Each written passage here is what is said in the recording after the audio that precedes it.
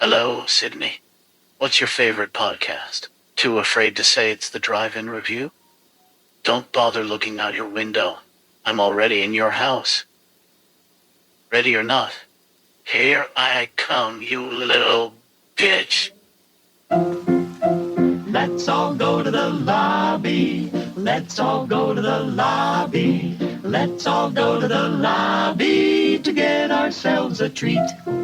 Delicious things to eat. The popcorn can't be beat. The sparkling drinks are just dandy. The chocolate bars and the candy. So let's all go to the lobby to get ourselves a treat. Let's all go to the lobby to get ourselves a treat. Hey, it's Duke. And this is Corey. Welcome back to another episode of Drive-In Review. Yeah. What are we going to do today? We're doing Scream. Cool. Yeah. We've reviewed the first one. Yeah, I thought so. A while back. So. Yeah. But, it needs a revisit, so. I was looking over the fun facts and realized, hey, I've read these before. Right. Any new ones? Or? I don't know. Okay. I don't remember what I reviewed last time. All right. So. Cool. Any movie news? Yes, actually. I'm excited about it. Excited and kind of disappointed at the same time. Mm-hmm. So, there was a bidding war between Amazon and Warner Brothers and Netflix. And Amazon won the bidding war. Okay. Guess what movie? Back to the Future 4. No. No. The live action Voltron. Okay. And they already have a starring role. Henry Cavill. Okay. Has signed on for it. So I'm excited for it. I thought you were going to say Henry Rollins. No. Right. And he's too old for the... I was hoping we were going to get a live action Thundercats before. Of course you did. But, they went for the other 80s anime. Yeah. So, but it'd be interesting. It'd be a lot of CGI, I'm sure. Okay. And stuff, so it'd be cool. I just watched Terrifier 3. Oh, yeah. Sorry. No, you're good. Shut up. It's my turn. No, it was super gory. Yeah. Gorier than the second one? Yes. Did anybody throw up or faint while you were No. there? I mean, I went to Screenland, so Okay. that's kind of the home for The horror yeah. hounds. Right. But no, it was mostly consistently gory throughout the movie, unlike the other two movies where you get like a period of rest between gore shots. But yeah, this one was pretty gnarly. There was a couple of really cool kills. Nice. And I really appreciate Damien's practical effects. He does an amazing job. Right. And I also, last night, watched my favorite horror movie of 2024. What was that? The Substance. The Substance. Mm-hmm. Okay. It has Demi Moore and Dennis Quaid. And what's her name? Margaret... Thatcher? No. No, Margaret Thatcher. No, I can't remember her last name, but she's Andy McDowell's daughter. Okay. Yeah. And Nice. I didn't realize till like 45 minutes in, I was looking her up, and I was like, oh, okay, well, I can totally see that now. But the movie's awesome. It's got a great premise. It's acted well. Practical effects. I would say 98% practical effects. Nice. And the ending is just batshit crazy. Like super gore. Kind of reminded me of like a mix between Basket Case and Society. Wow. It was weird. All right. Well, I like Demi Moore and I like Dennis Quaid, so Yep. it ought to be a good one. Yep, it was good. So awesome. Right. I'm surprised that wasn't even in theaters with that. It was. Cast. Was it? Yeah. Oh, okay. Mm-hmm. I didn't know. Bad movie guy. Yeah, I hadn't even watched the trailer or anything before I watched the movie, but I heard a lot of good things about it, so I was like, okay. And then Nice. when I had the opportunity, I watched it, and oh yeah, it was awesome. I'm about to check it out. It was definitely my bag, baby. All right. Well, Are you ready to get started? No, No? You got more? no. Oh, okay. Okay, yeah, let's talk about Scream. All right, let's talk about it.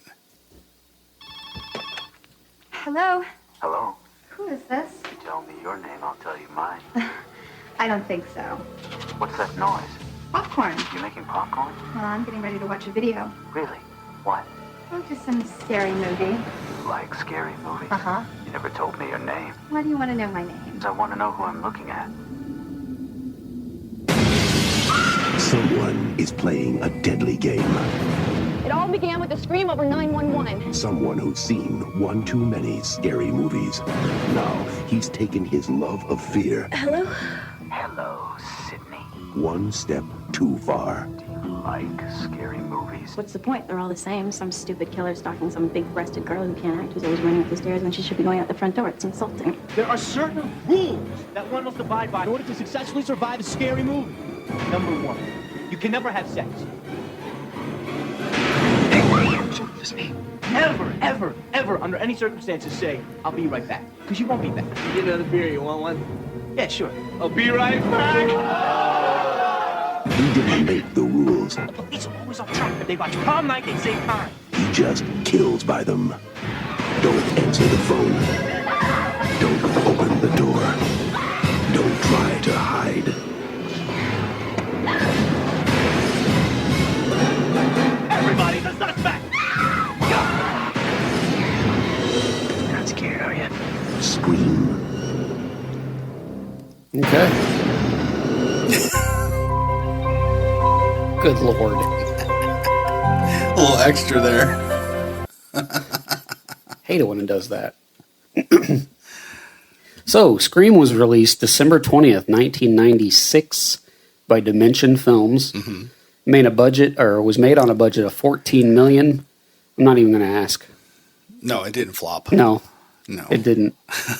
I watched it twice in theaters, the opening weekend and the following weekend, Nice. because it was that good. And people that don't like Scream nowadays, you're probably too young to have gone to the theater when it first was released and know how poignant this movie was at the time, Right.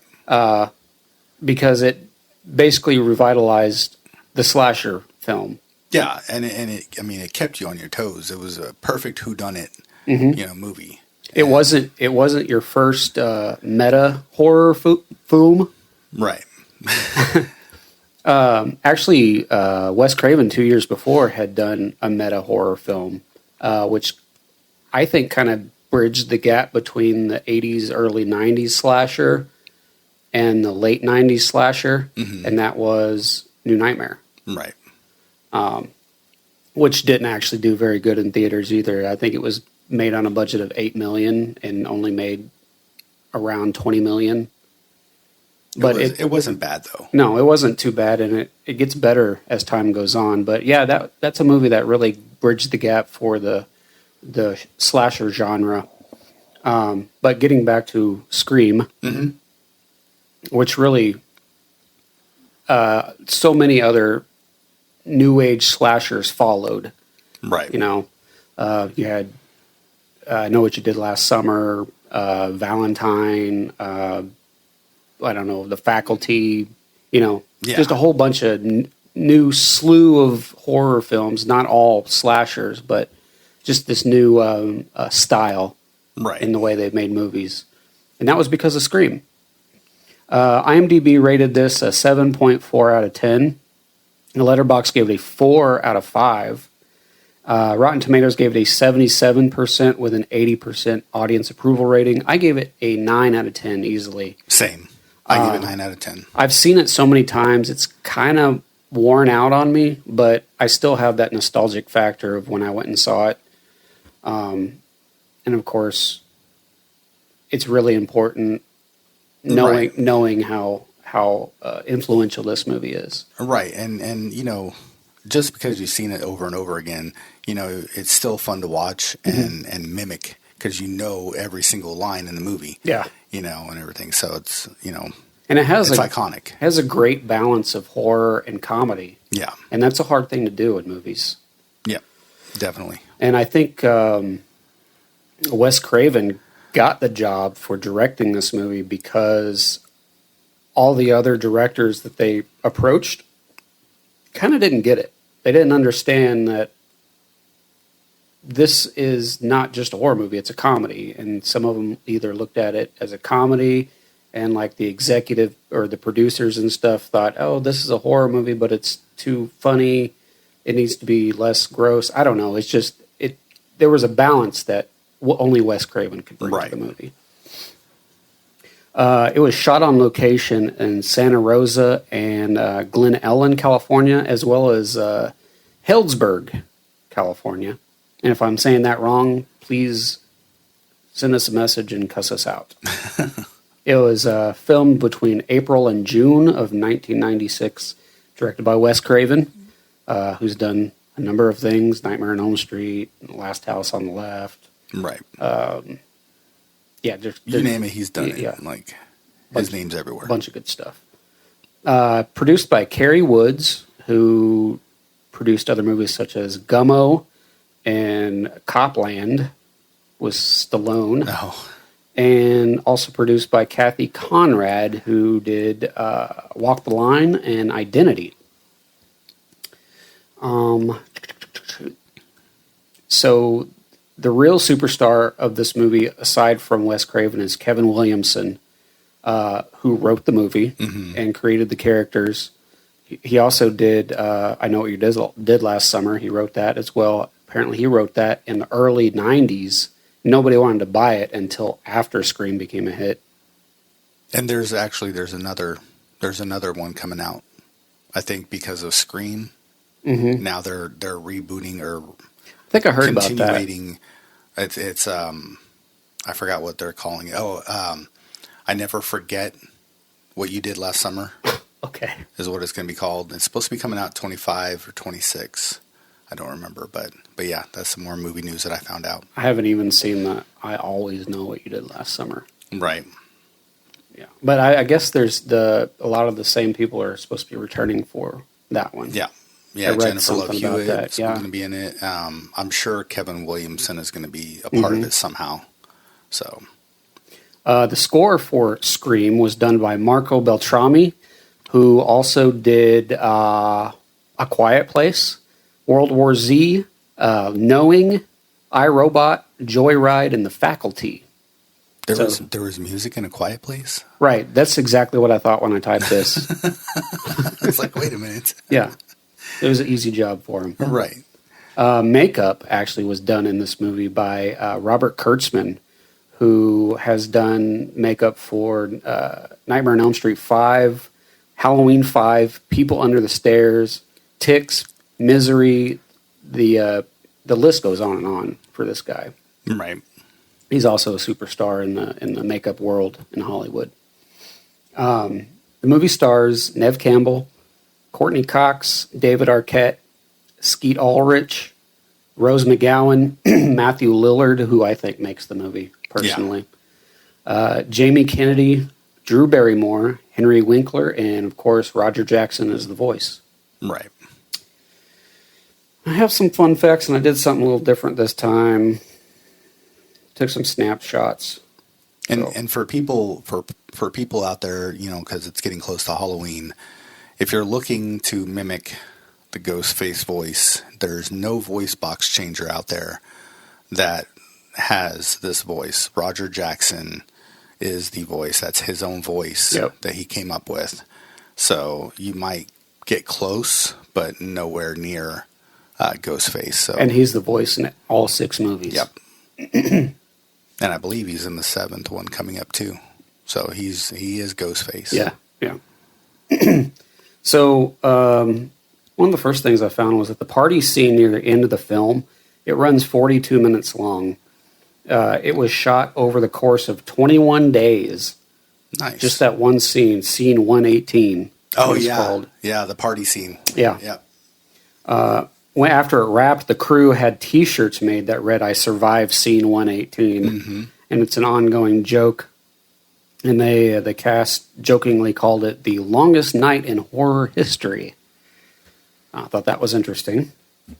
What's interesting is when we first reviewed this, I was the one that reviewed the movie. Yeah. And I said that same exact fact. So now the roles have switched. Yeah. So now it's your turn. Okay. Because I was talking about watching this movie with my mom and putting it in. And like 5 minutes later, a buddy of mine called me and said, hey, you want to go play some pool? And I took off and left my mom by herself watching Scream. I came back. She was white as a ghost. She said, don't you ever do that to me ever again. Really? Oh, man. She was scared out of her mind. Oh. I felt so bad. Well, let's see. Matthew Lillard was actually in the same building when casting was being done for Scream. He was there to audition for another role or something, and he ran into the casting director of Scream, and she basically said, come in and audition or whatever, and he went in and fucking knocked it out of the park. Right. He became Stu. I think the same thing happened when he did Scooby-Doo.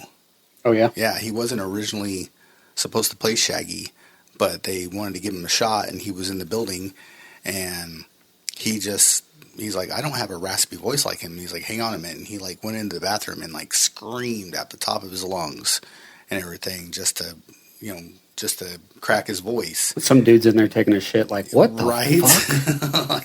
Like, somebody's got some problems. And then, yeah, I think that's how he got the part of Shaggy. Okay. So. Well, a little fun fact, he was in that movie with Freddie Prinze Jr., who was in I Know What You Did Last Summer. Yeah, exactly. And Sarah Michelle Gellar. Oh, yeah. So. Oh, yeah. Yeah. So the high school scenes were shot at Santa Rosa High School in California. They were supposed to be shot at Santa Rosa High School. Well, the faculty board, once they read the script for this movie, said, no, we don't want you shooting your movie here. And this was like right before they were supposed to start filming. Oh, wow. So, yeah. Understandably, Wes Craven was pissed off. Oh, yeah. Exactly. And you can see at the end, there's a special thanks section, and it says, no thanks whatsoever to the Santa Rosa City High School District Governing Board. Nice. Way to stick it to him. Yeah. I think everybody that knows about this movie knows that Roger Jackson, when they hired him on, he was not on set. He did all of his lines over the phone with the actors who had not met him at that point. Right. So that everybody that was talking to him on the phone would get the same reaction or an authentic reaction on screen, having not met the guy and just hearing the voice. So, yeah. And that happened actually with all the movies, I believe. Mm-hmm.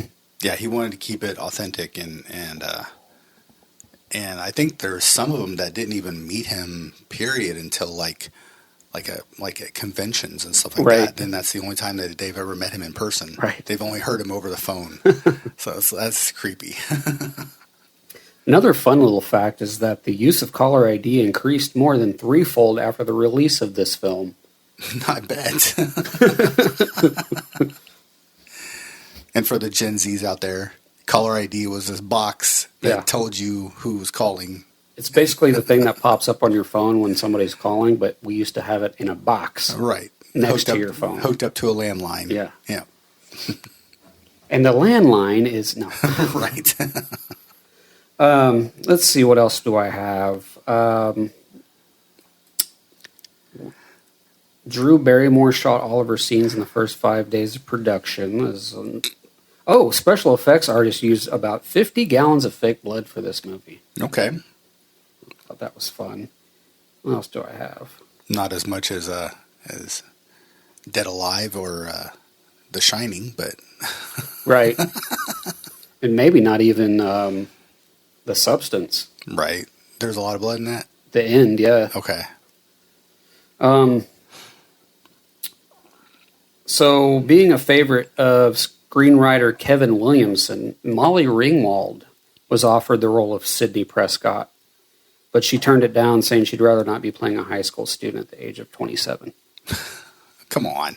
Everybody else does it. Sounds like everybody else does. Come on, Molly.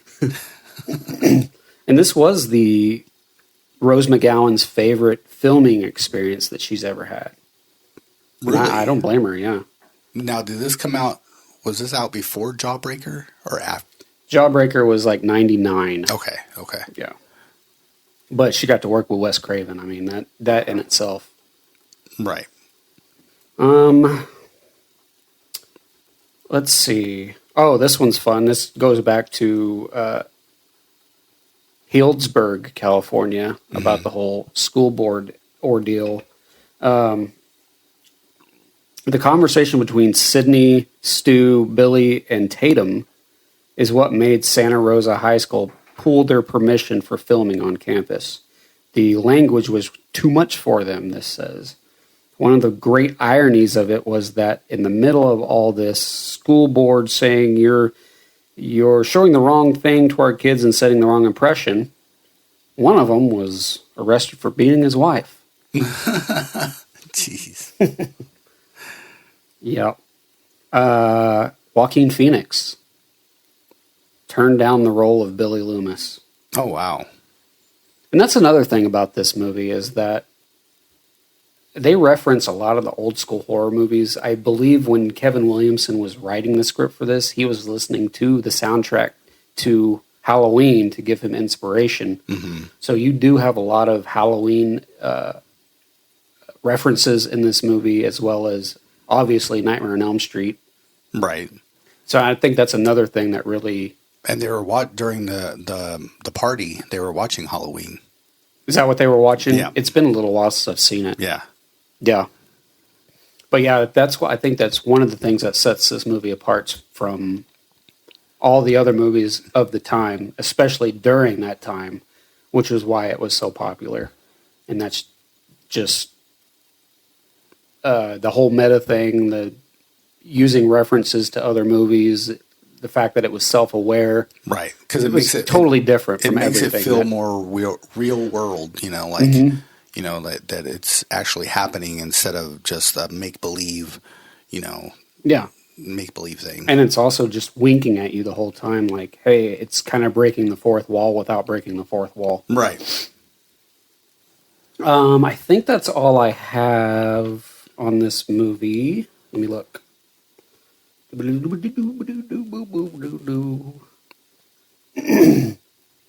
Okay, no, I have another one. Bob Weinstein, not Harvey, approached Robert Rodriguez, Danny Boyle, George Romero, and Sam Raimi to direct this movie. Okay.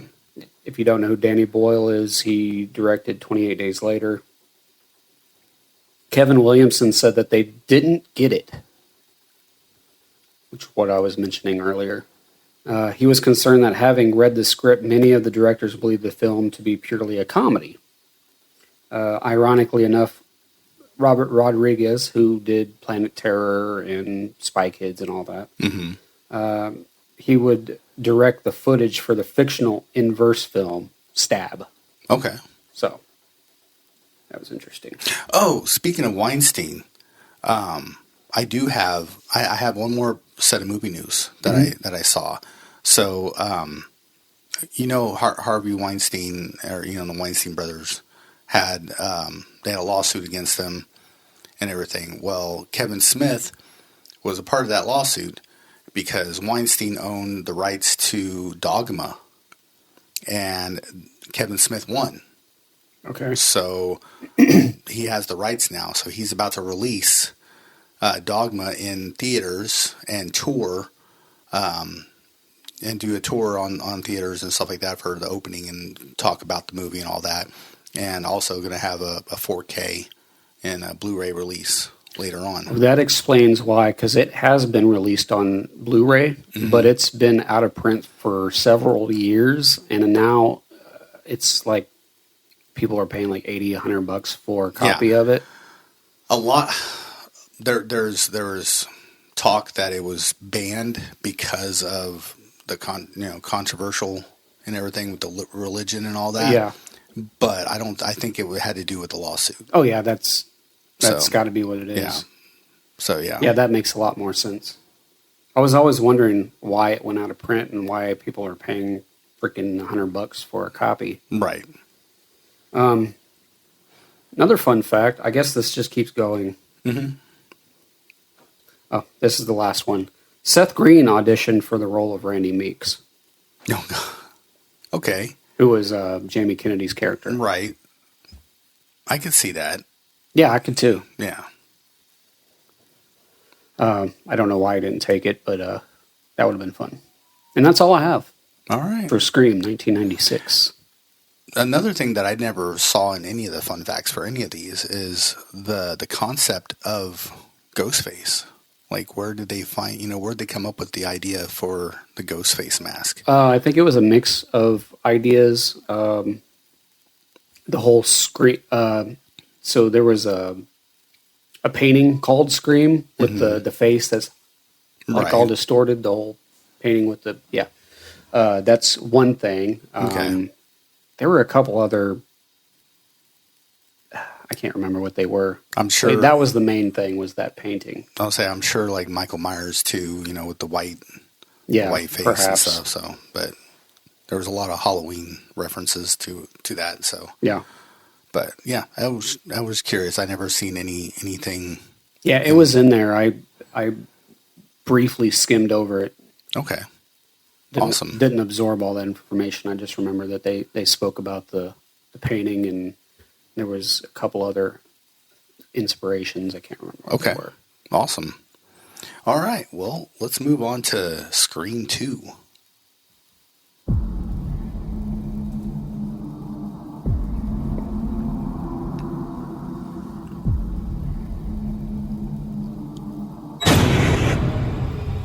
Windsor College students were murdered last night during a sneak preview of the new movie Stab. It's starting again, Randy. This has nothing to do with us.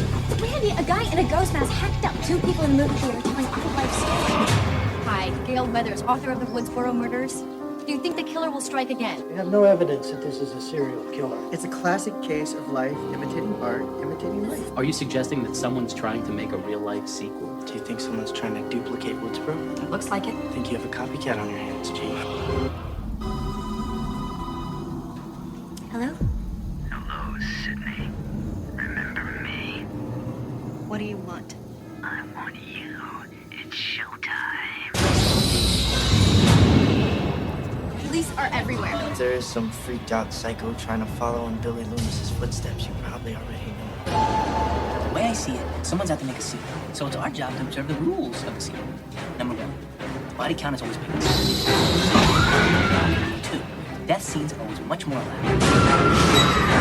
You just want to sit here and wait and see who drops next? I'm not interrupting anything, am I?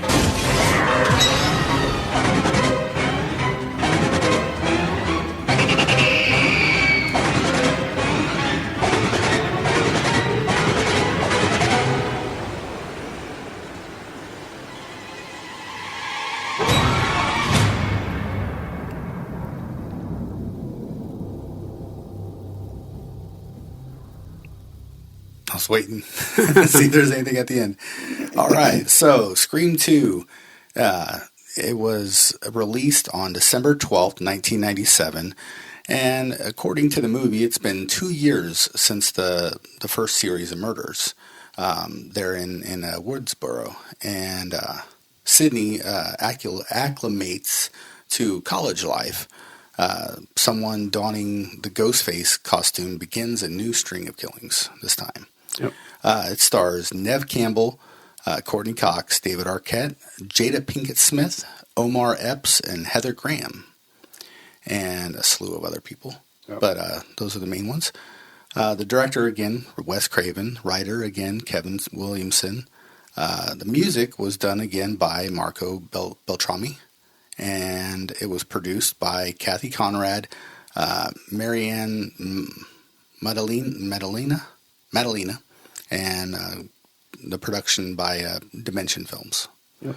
And the filming location for this was California and in Georgia, Atlanta, Georgia, actually. Okay. So, had a budget of $24 million. Think it flopped? No. It grossed $172 million. IMDb gave this 6.3 out of 10. Rotten Tomatoes gave it 81% with 58% audience rating. Letterboxd gave it 3.3 out of 5, and I gave this one a solid 8 out of 10. I'd probably give it a 7. 7, okay. Yeah. Wasn't a bad movie at all. No. Decent sequel. And fun facts I got on this one. At around 1 minute into the movie, Paulette Patterson, who plays the usher who hands masks to Maureen, which is Jada Pinkett Smith's character, and Phil, which is Omar Epps, she won her role in a contest sponsored by MTV, actually. Oh, okay. So that was pretty cool. that was a good win. Like, hey, you just won a role in a horror movie. Yeah. The cast were not informed of the identity of the killer until the last day of the principal photography. Also, the cast did not receive the last 10 pages of the shooting script until it was time to film the scenes contained therein. Furthermore, the last 10 pages of the shooting script were printed on gray paper in order to deter illicit duplication of them. All cast members were required to sign confidentiality clauses as part of the respective contracts that precluded them from discussing the outcome of the story and the killer's identity. So not only was Roger Miller hidden from them, but they also hid the script, the ending. So Roger Jackson. Did I say Roger Miller? Yeah. Oh my gosh. So yeah, Roger Jackson. Sorry about that. But yeah, so it was kind of interesting. This was pretty much all authentic. I think they did that with the third one as well. Yeah. So that's pretty cool. Yeah. But let's hear. Contrary to the mention of his name, Robert Rodriguez did not direct the scenes of Stab, the movie within the movie. They were instead directed by Scream 2's director Wes Craven. This is why Rodriguez's name does not appear in the actual credits for the film, and only within the movie itself. Wow, you just contradicted what I was talking about. Did I really? Yeah, because I was talking about how Robert Rodriguez was directed Stab. Right. Well, he didn't. It's wrong. It's wrong. False. Gotcha. Actors who auditioned for the part of Derek were asked to perform the scene in the cafeteria in which Derek sings "I Think I Love You" in a cappella. Okay. So I think that went to Jerry O'Connell, I believe, was Derek. Okay. So, and that's all I have. That was short and sweet. Yeah. I really don't have a lot to say. I don't think I even saw this in theaters. I might have. Yeah, I don't think I did either. I think the first one was the only one I seen in theaters. So, and I think I might have, no, I went and seen the fourth. No, the fourth one didn't. Yeah, I did. I did go see the fourth one in theaters. I can't talk today. It's okay. That's okay. So, but yeah, Scream 2. That's fine. Let's talk about Scream 3. Scream 3. Maybe it's time you came home. I'm worried about you, kid. You never see anyone? It's as if you don't exist. That's the idea. Psychos can't kill what they can't find. They're shooting Stab 3. Jesus. Brace yourself, Gavin. You get killed in the script. I get killed in Stab 3? I get killed? Violence in cinema is a big deal right now. Cue the violins. Hollywood is about death. The violence people do to each other. So if we stop making scary movies, what? All the psychos in the world will retire? Hello. Hollywood is reeling today. Cast member Stab 3 has been murdered. It's happening again.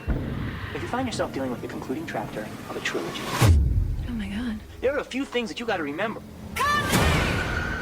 Anyone, including the main character, can die. This means you, Sid, you gotta kill her who's gonna be superhuman. Basically, you gotta blow him up. It's the final chapter. The past will come back to bite you in the ass. What do you know about trilogies? All I know is that in the third one, all bets are off. There's been a second murder.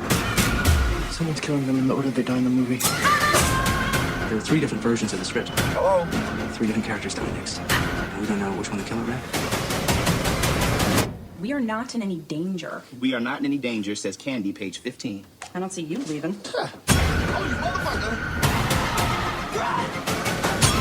Welcome to the final act. It's your turn to scream, asshole. Hey, here's how I see it. I'm being stalked. Because someone wants to kill me? No, because someone wants to kill you. Starting now, I'll be with you. And since they really want to kill you, they won't kill me. They'll kill you. Make sense? None. Okay. All right. So Scream 3 was released February 4th, 2000 by Dimension Films. And it's my least favorite of the entire franchise. Yeah, mine too. It's not the greatest film. It's not bad. It's just not the greatest film. And it's the least gory of all the movies. Right. And a lot of that had to do with Columbine from 1999. That's right. Because this came out in February of 2000 and was filmed just after Columbine. So producers wanted it to be less gory, and you don't see a lot of teenagers dying in this movie. Right. So a lot of things changed because of that. Yeah, they PG'd it. Yeah. It was made on a budget of $40 million. $40 million. $40 million? You think it flopped? I don't think so. No, it made $161.8 million. Wow. IMDb rated this a 5.7 out of 10. Letterboxd gave it a 2.8 out of 5. Rotten Tomatoes gave it a 40% with a 38% audience approval rating. I gave it a 5 out of 10. I'll give it a 6. Yeah. Yeah. This was filmed on location in LA, in and around LA. For some reason, I didn't grab the filming dates on that, but I assume it was sometime in 99. Right. Summer. That's my guess. Directed by Wes Craven. Produced by Kathy Conrad, Marianne Madalena, and Kevin Williamson. Written by Aaron Kruger, who also wrote The Ring and Top Gun Maverick. All right. Both good movies. Score was done by Marco Beltrami, and it stars Neve Campbell, David Arquette, Courtney Cox, Liev Schreiber, Patrick Dempsey, Lance Henriksen, Jenny McCarthy, and Parker Posey. Posey. And also Jay and Silent Blob. Jay and Silent Bob were in this as well. Jason Mewes and Kevin Smith. Oh, yeah. Let's see. If we have any Friends fans out there, you might notice when Courtney Cox changed her name to Cox Arquette. Mm-hmm. I think that was around like 4th season or something like that. Well, David Arquette and Courtney Cox they met on the set of Scream. Right. And they were dating during the shooting of the second Scream movie.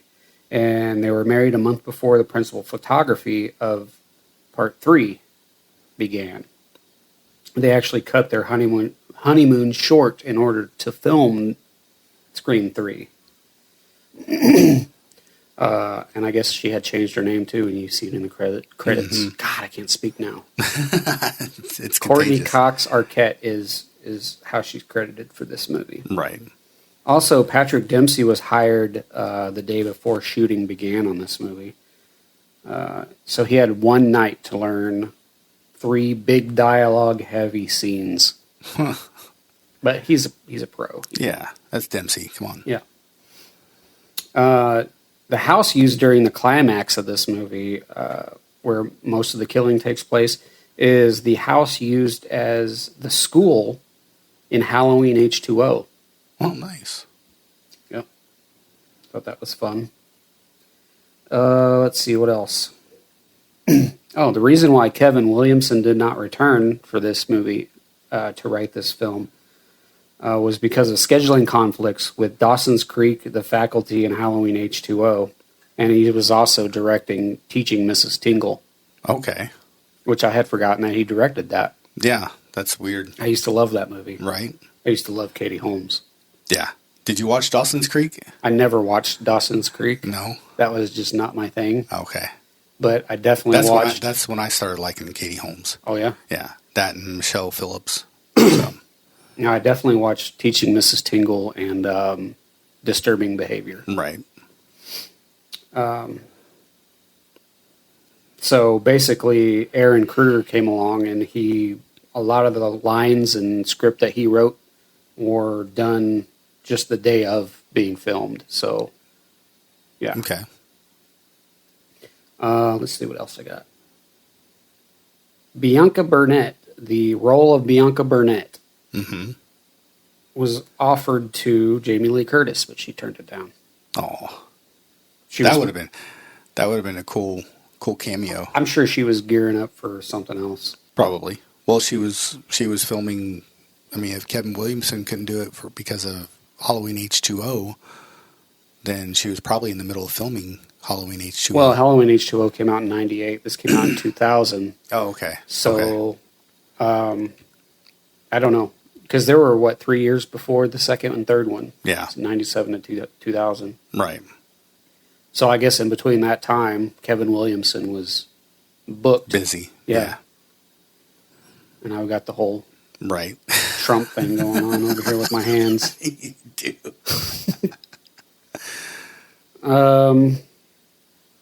We talked about that. The role of Christine actually were not offered, but the people that auditioned for that role were Kate Winslet, Shannon Doherty, and Charisma Carpenter. I'm not quite sure who Charisma Carpenter is, but she's wasn't she Ally McBeal? I don't know. I think so. No, it wasn't. No, Ally. No, yeah. Ally McBeal was that was Clarissa Flockhart. Yeah, yeah. Callista Flockhart. Yeah. Yeah, she was married to Harrison Ford for. Was she? Yeah, for a minute. Okay. See, those things I don't know ever. Right. People are like, "Hey, this person was married to this person." Oh, you didn't know that? It was like 30 years ago. No. Charisma Carpenter. I could see her face. I just can't remember what she's been in. Callista Carpenter. No, Charisma. Charisma Carpenter. Yeah. No, I know. I'm just messing with you. Okay. Calm down. I'm already not talking right. Down. Come on now. So the role of Tom Prince considered for Paul Walker. God. Paul Walker, Josh Hartnett, James Vanderbeek, and Jonathan Jackson were considered for the role of Tom Prince. Okay. Wasn't Jonathan Jackson, he was the guy from Fringe. Yeah.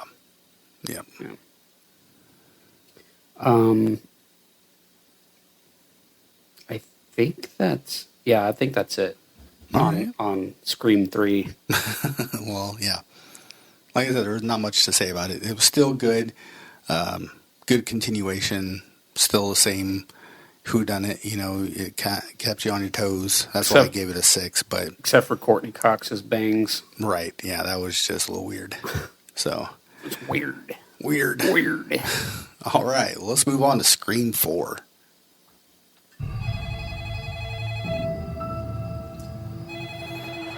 What's your favorite scary movie? Here is my Whisboro Massacre anniversary question. What is your favorite scary movie? What's your favorite scary movie? One generation's tragedy is the next one's a joke. What is your favorite scary movie, man? I'll show you. This week marks the anniversary of the infamous Woodsboro murders. Local celebrity victim Sydney Prescott chose to return to her hometown. Welcome home, Sydney. Watch the preview of coming events. What do you want? Who is this? He's trying to do Ghostface. I'm standing in the closet.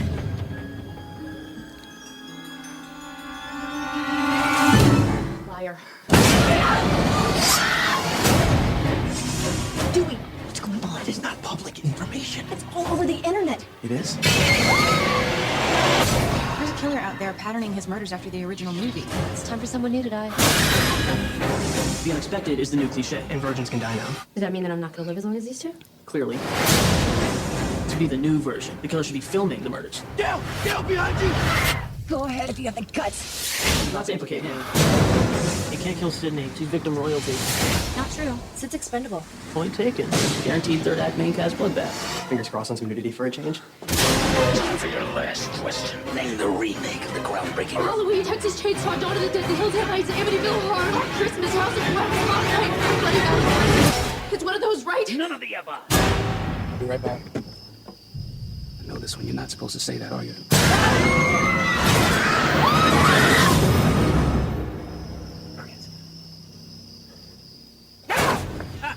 You should have seen the look on your face.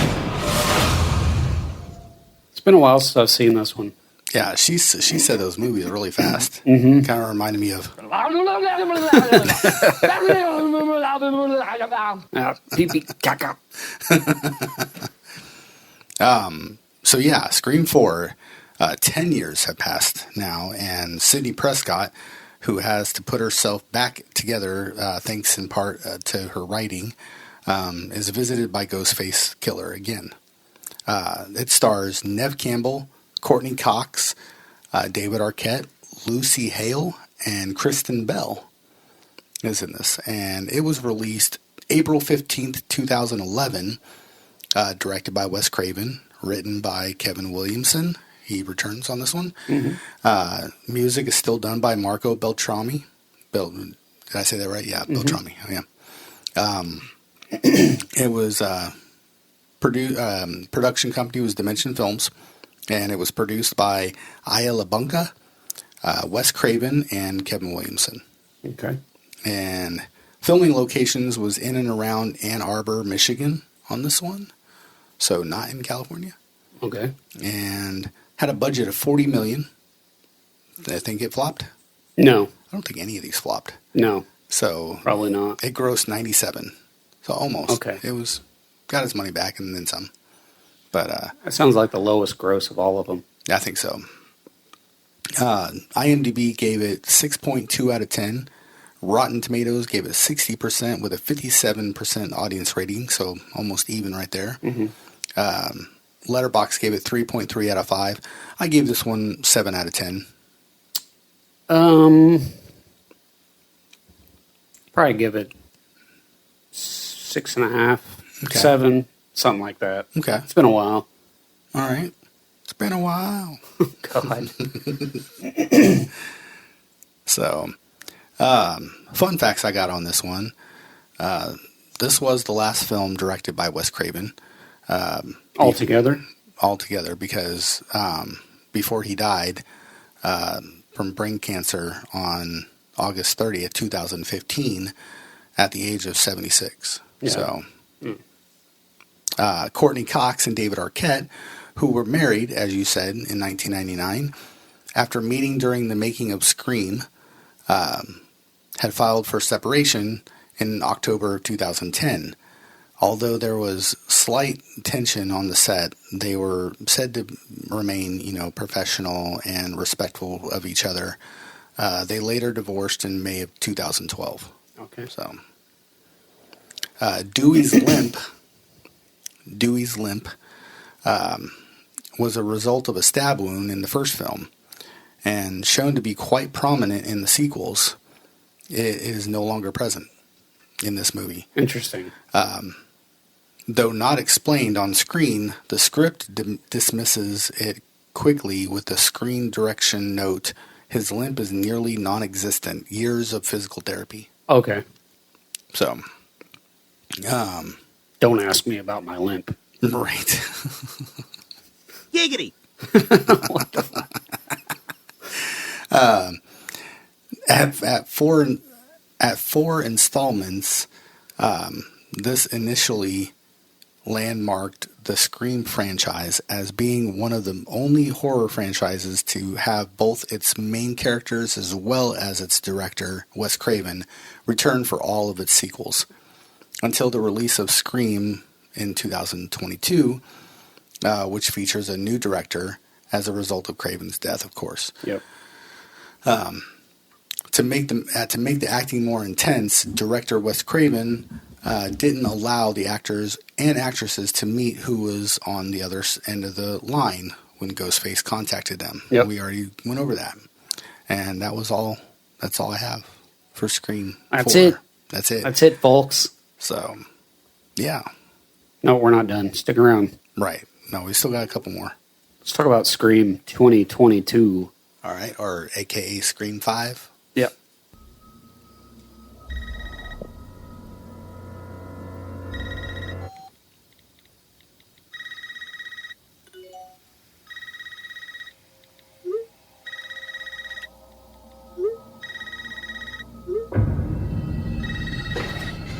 This isn't funny, Amber. Would you like to play a game, Tara?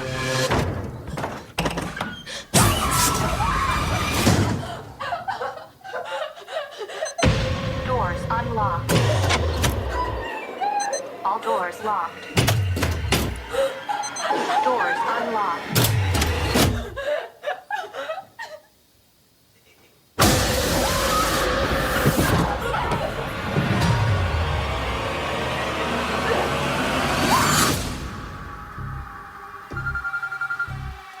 Hello? It's happening. 3 attacks so far. Do you have a gun?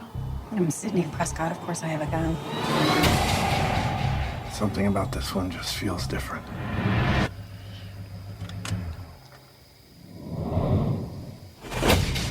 Samantha? I know who you are. I've been through this. A lot. This is your life now, which means that whoever this is going to keep coming for you. You ready for this? There's certain rules to surviving. The attacks were all on people related to the original killers. Whatever his link is to our past, it's pulled us all back here. And I won't sleep until he's in the ground.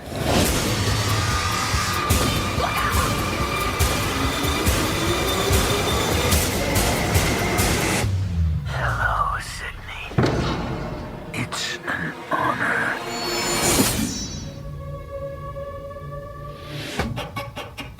Okay. Was that a turkey? At the beginning, I didn't know if that was Ghostface on the phone or Jigsaw. Right, I was going to say, way to go, Roger Jackson, for being Jigsaw. Right. Would you like to play a game? Right. So Scream was released January 14th, 2022 by Paramount this time. Okay. It was made on a budget of $24 million. And no, it did not flop. It made $137.7 million. All right. IMDb rated this a 6.3 out of 10. Letterboxd gave it a 3.2 out of 5. And Rotten Tomatoes gave it a 76% with an 82% audience approval rating. I gave it a pretty solid 7 out of 10. I think I gave it 9 out of 10. Yeah, I did. Okay. 9 out of 10. I liked it. It's a good movie. I was really impressed by it. It is what it is. It's not a reboot. It's not a remake. It's not a sequel. It's what they call it. It's a requel. And I didn't know what a requel was until I heard, explained in the movie. And I'm like, that makes sense. Yeah. I really like all the cameos, the returning characters in this one. It just really took me by surprise. Yeah. It was awesome. This was filmed on location in Wilmington, North Carolina, between September and November during the COVID outbreak, 2020. It was directed by Matt Bettinelli-Olpin and Tyler Gillette. Okay. Produced by Paul Neinstein, William Sherrick, and James Vanderbilt, all who had produced Abigail. Right. It was written by James Vanderbilt and Guy Busick. The score was done by Brian Tyler. You might know his music from movies such as Super Mario Brothers movie, Abigail, Escape Room, Now You See Me, Expendables, Fast and Furious, and Bubba Hotep. Okay. The makeup in this film was done by Rick Poor, who did special effects for The Conjuring, Black Phone, and Halloween Kills. This movie stars Neve Campbell, David Arquette, Courtney Cox, Melissa Barrera, Jenna Ortega, and Skeet Ulrich. Yes. A dead Skeet Ulrich. Right. Or a dead Billy Loomis. Dead ski. Dead ski. Nice and stupid, too. Right. And I really don't have a whole lot for this movie. One of the fun little facts that I have, excuse me, is that David Arquette, who was a certified Bob Ross painting instructor, taught several of the cast members how to paint like legendary artists during film breaks. There we go. Nice and calming from filming. That's Yeah. okay. Happy little trees. That's really all I have. I mean, I kind of ran out of steam and took a nap. Yeah. I wish we can. We're not like other podcasts, movie podcasts. We don't break these movies down, but I really want to talk about this movie because just the twists in this movie and everything is just so dynamic and everything in it. And I don't know. Do you feel like this movie had more horror than it did comedy? I think so, yeah. It did. I mean, broad daylight. You didn't see a broad daylight killing until, what was it, Scream 2 or Scream? Yeah, it was Scream 2 when Jamie Kennedy's, when Randy got killed in a van, broad daylight. Yeah. But that was in a van. This, just stabbing right in broad daylight.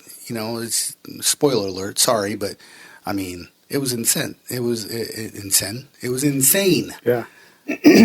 Well, I think a lot of the brutality comes with this film too. Yeah. I thought the first one was pretty brutal, but this one, they really amped up the brutality. Oh, yeah. This one and part 6. Just the ferocity of the stabbing, just the whop.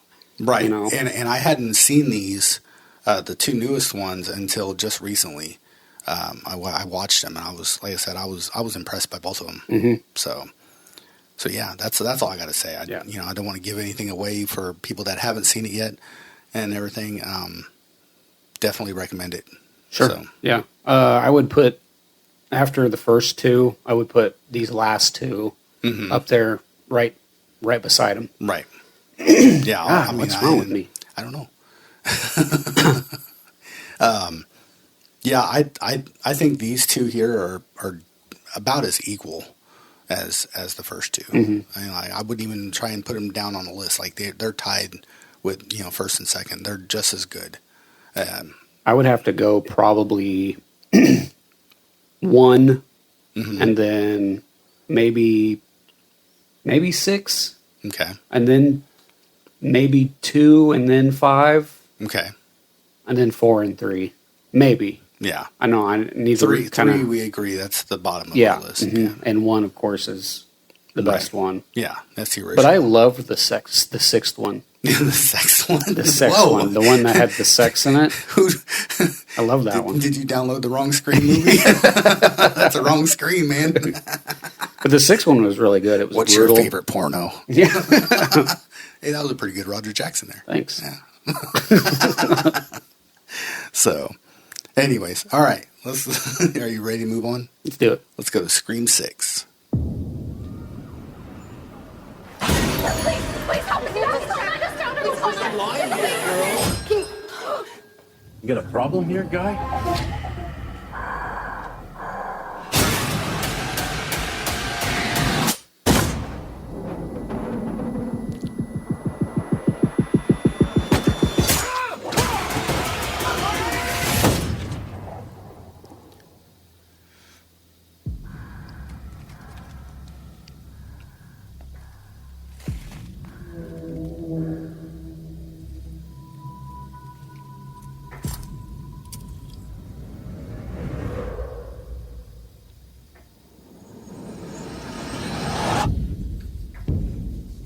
I had this secret. There's a darkness inside of me. It followed me here. And it's gonna keep coming for us. We share a certain history. This isn't like any other ghost face. What is this place? A shrine. We've got to lure him in. We execute him. Hello. Let's play a game. You know you're like the 10th guy to try this, right? It never works out for the dipshit in the mask. Maybe. But there's never been one like me, Gale.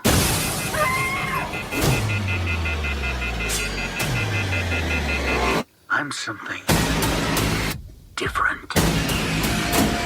That's why I'm gonna shoot you in the head.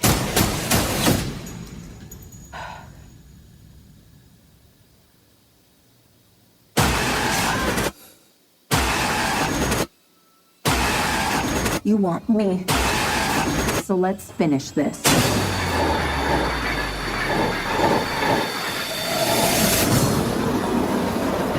Guys?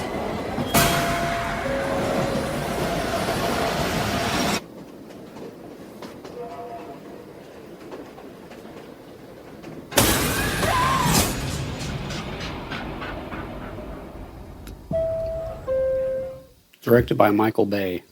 Right, that was intense. Yeah, I think Roger Jackson had Saw in mind. Yeah, right. Because he went from "What's your favorite scary movie?" to Let's play a game. So yeah, Scream 6. The survivors of the Ghostface killings leave Woodsboro behind and start a fresh chapter in New York City. But they were followed. They weren't alone. Ghostface goes to Manhattan. Oh wow, yeah, this one was insane. Again, they're and then the whole fandom thing, like everybody was out to get him. Yeah, like it was crazy. This one stars Courtney Cox, Melissa Barrera, Jenna Ortega, Jasmine Savoy Brown, Mason Gooding, and Skeet Ulrich. And Samara Weaving. Yeah, and Samara Weaving. Yeah. Who was actually supposed to be in the 5th movie, but I guess she was busy. Right. They wanted her to be, because the people that worked on Part 5 also worked on Ready or Not, and they wanted to work with Samara Weaving again. Yeah. So she finally got into the 6th movie at the beginning. Right. So this was released March 10th, 2023.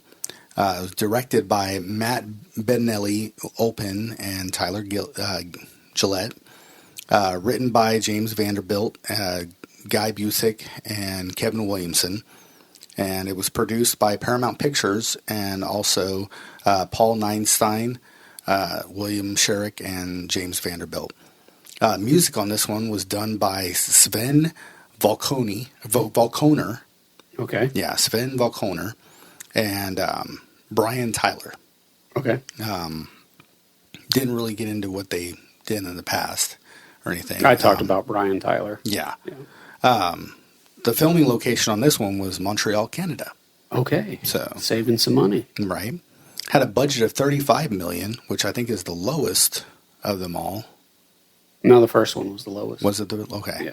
And this one grossed $166 million. Okay. IMDb gave it 6.5 out of 10. Rotten Tomatoes gave it 76% with an audience rating of 91%. Letterboxd gave it 3.4 out of 5, and I gave this one 9 out of 10 slates. Okay.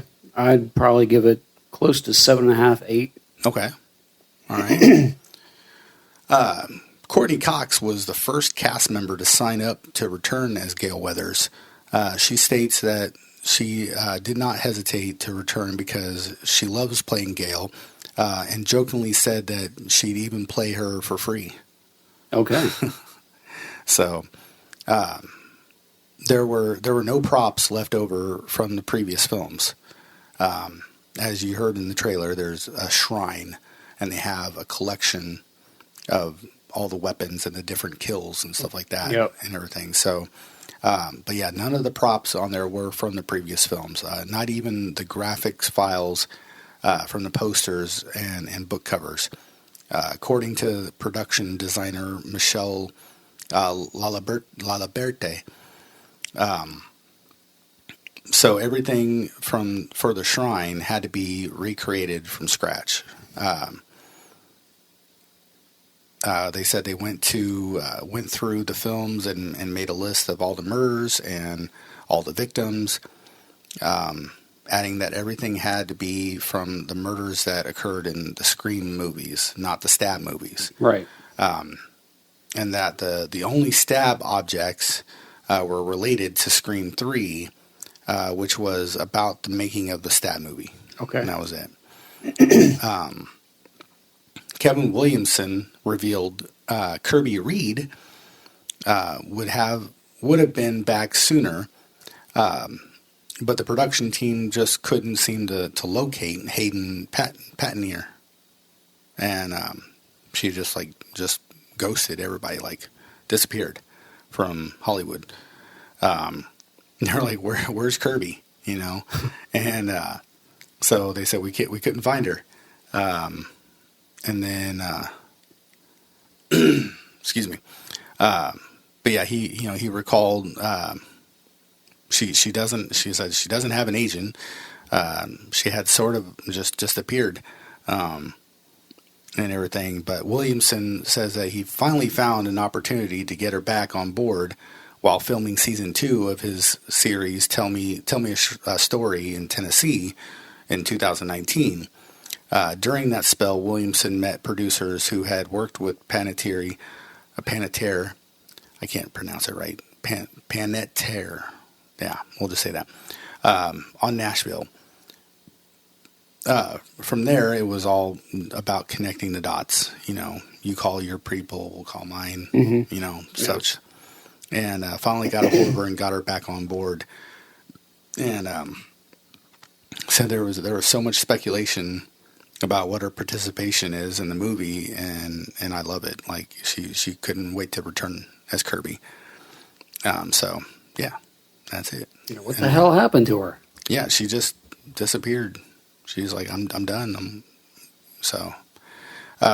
Which a lot of actors do that. You know, they have like their private homes, you know, a remote island, and they just unplug. Well, that's absurd. Yeah.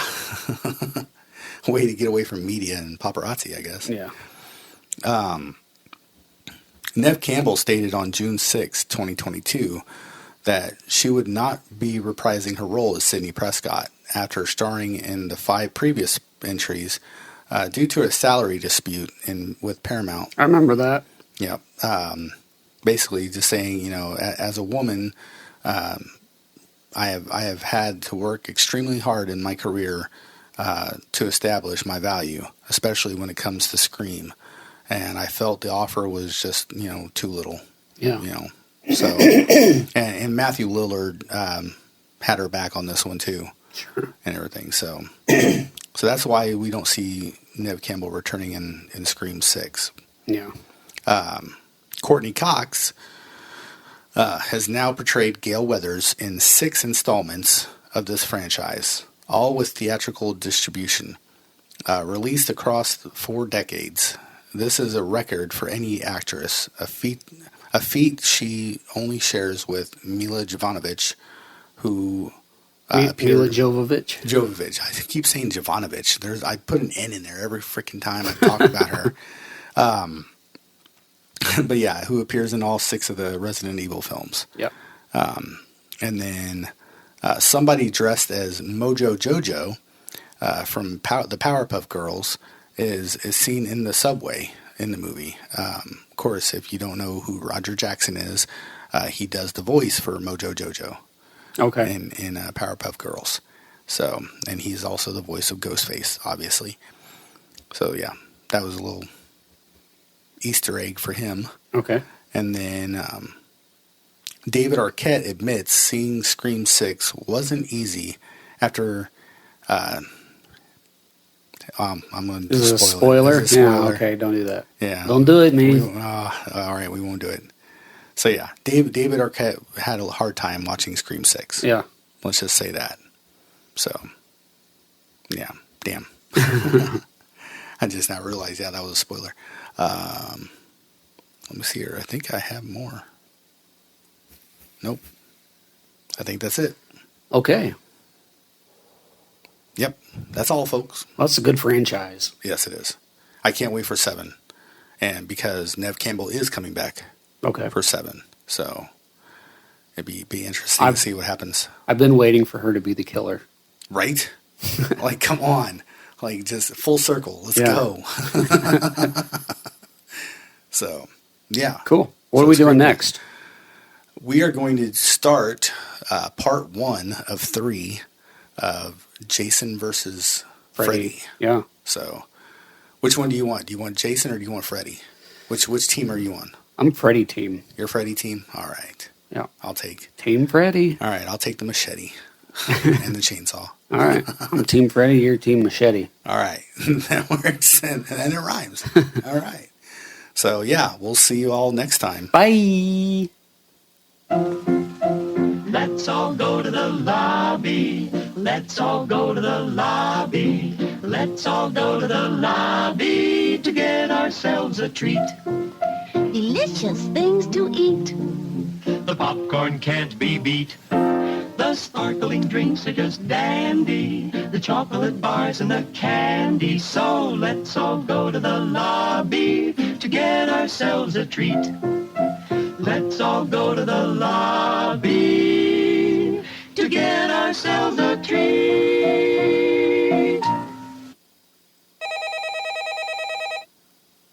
Where do you think you're going? Did you not like the episode? You thought, because you heard let's all go to the lobby, that it was over. It's not over until I fucking say it's over. See you soon. You've reached your limit on talking. Shut the fuck up.